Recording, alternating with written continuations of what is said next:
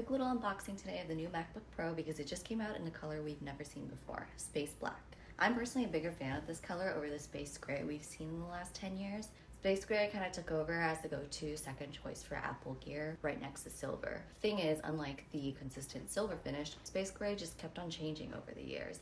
It never quite looked the same from one device to the next, getting darker and darker every year. So now in 2023, there's so many different shades of gray, which can be super frustrating if you're someone like me who wants their stuff to match. That's why I'm so happy that Apple is bringing black back as an option, because the last time I've seen a black MacBook was before 2010.